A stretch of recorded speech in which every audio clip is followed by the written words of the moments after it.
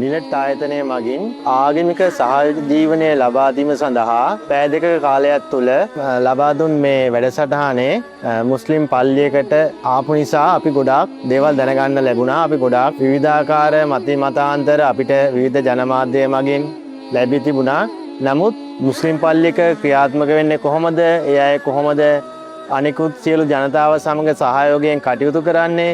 යන දේවල් පිළිබඳ ඉතා ඉහළ අවබෝධයක් ලබා ගන්න ලැබුණා. ඒ වගේම අපේ අය සිත් තුළ තිබිච්ච විවිධ ප්‍රශ්න ඇසුවා.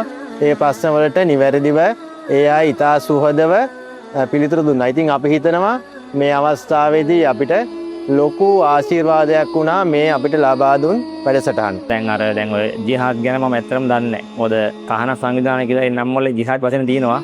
මොකද කියන දන්නේ නැහැ. මුස්ලිම් පල්ලියට යන අප්‍රවණතාවය අඩුයිනේ. එකක් හිතේ බයයි. අපි අතුරට ගාණීද යන්න දෙනවද අපි දන්නේ නැහනේ. ඒ කල්චර් අපි දන්නේ නැහැ. ඉතින් අතර මේ එද්දිත් මේ කොහොමද කියන්න දන්නේ නැහැ. මම ෆස්ට් ටයිම් තමයි ලයිෆ් ස්ටයිල් මම පල්ලියකට ආවේ. ඉතින් මෙච්චර ගානක් අපි කැවිලා නැහැ. ඒ වගේ අර දැනගන්න ඕන කරුණු දැනගන්න ඕනකම තිබ්බත් ආගන්න කෙනෙක් නැහැ.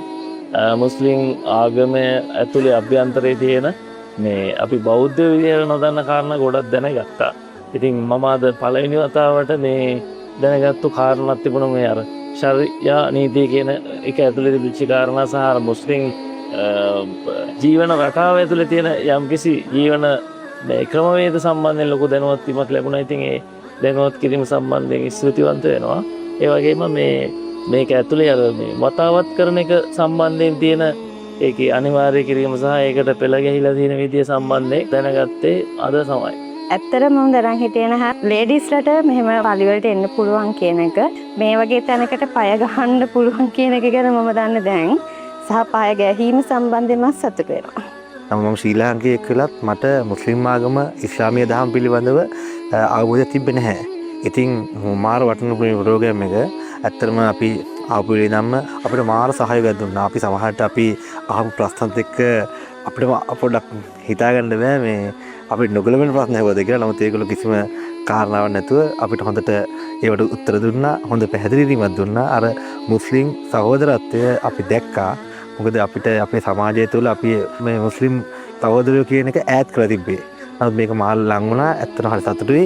මගේ ජීවිතේ හම්බෙච්ච සුවර්ණමය අවස්ථාවක්. මොකද මගේ ජීවිතේ කවදාවත් අපිට මෙවැනි අවස්ථාවක් ඇත්තටම උදා වුණේ නැහැ. පල්ලියට අපිට ඇවිල්ලා මේ ආගම පිළිබඳ තොරතුරු දැනුම ලබා දුන්නා. ඉතින් අපිට ගොඩක් සමහර තැන්වල අපි බෞද්ධ සමාජය තුළ ජීවත් වෙනකොට අපි සමහර ලාවට අපි මුස්ලිම් සමාජයේ දෙස සමහර අවස්ථාවලදී එක්ත සැකෙන් බලපු අවස්ථාවලුත් නැතුවම නෙමෙයි. ඉතින් එවැනි තත්ත්වයක් තුළ අපි මිනිස්සු එකිනෙකා අතර අන්‍යෝන්‍ය අවබෝධය ගොඩනගා ගන්න උත්සාහ කරනවා. මෙවැනි අවස්ථාවක් ලැබීම ඉතාමත් වැදගත් සහ කාලෝචිතයි. ඉතින් අද දින අපිට මේ අවස්ථාව උදා කරලා දීපු මෙම මුස්ලිම් සහෝදරවරුන්ට මාගේ ගෞරවනීය ස්තුතිය පළ කරනවා.